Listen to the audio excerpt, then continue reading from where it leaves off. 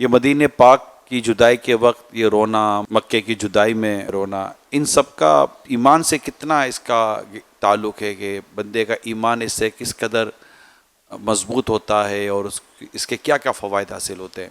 جس سے جتنی محبت ہوگی نا اس کی جدائی میں رونا آئے گا. جیسے کہ بعض لوگ سفر سے 2 سال کے بعد جسے آنے والے اور اب وہ جا رہے ہیں تو ان کے بال بچے ان کو رخصت کریں گے ایئرپورٹ پر تو شاید رو رو کر رخصت کریں گے، کہہ کے مار کر ہنس کر رخصت نہیں کریں گے.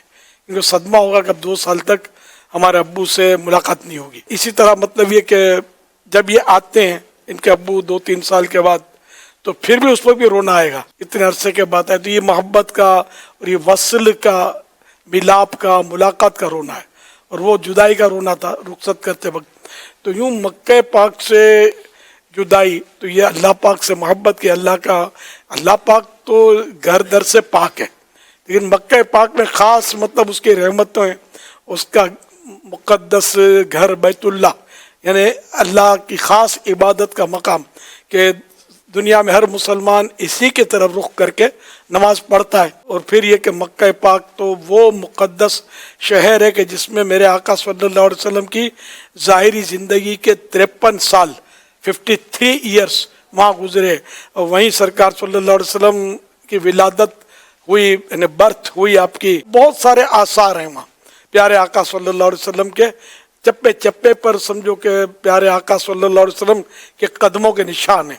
تو ایسا پیارا مکہ چھوٹے، پھر مدینہ پاک جہاں پیارے آقا صلی اللہ علیہ وسلم نے خود رہنا اختیار فرمایا، اور قیامت تک کے لیے وہیں آقا کا روضہ ہے اس کو اختیار کیا. جس زمین کے حصے پر پیارے آقا صلی اللہ علیہ وسلم کا جسم مبارک تشریف فرما ہے، وہ زمین کا حصہ جو ہے وہ کعبے سے بھی افضل ہے، عرش سے بھی افضل ہے، کرسی سے بھی افضل ہے، جنت سے بھی افضل ہے، بیت المعمور جو فرشتوں کا کعبہ ہے اس سے بھی افضل ہے.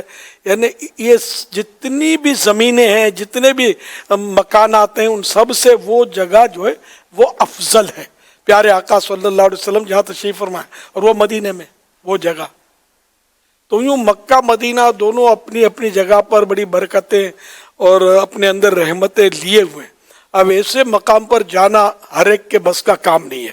جس کو بلاوا ہے اور خرچہ بھی ہوتا ہے، ظاہر ہے جانا ہر ایک مسلمان جس کو ذوق ہوتا ہے وہ تڑپتا ہے کہ میں زندگی میں ایک بار تو مکہ مدینہ کی حاضری سے مشرف ہو جاؤں، کہ مدینہ نہ دیکھا تو کچھ بھی نہ دیکھا.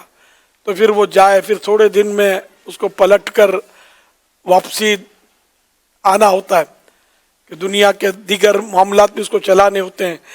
تو اس طرح وہ واپس لوٹتا ہے تو اس کو رنج غم کی کیفیت تو ہوگی. اگر اب مدینے کی جدائی کا غم نہیں ہے کسی کو تو اس کو اس پر غم کرنا چاہیے کہ مدینے کی جدائی کا غم کیوں نہیں ہے. تو یہ اللہ پاک کی رحمت ہے، اور یہ صحبتوں سے، ماحول سے یہ چیز جو ہے نا اس کا احساس ہوتا ہے. اور بزرگان دین سے اس طرح کا غم ثابت ہے، جو مطلب رنج و غم کرتے تھے، مدینے سے جدائی میں تڑپتے تھے. رونے والی آنکھیں مانگو، رونا سب کا کام نہیں، ذکر محبت عام ہے لیکن سوز محبت عام نہیں. میرے دل کو درد الفت وہ سکون دے الہی، میری بے قراریوں کو نہ کبھی قرار آئے. سنگے درے حضور سے ہم کو خدا نہ صبر دے، جانا ہے سر کو جا چکے دل کو قرار آئے کیوں.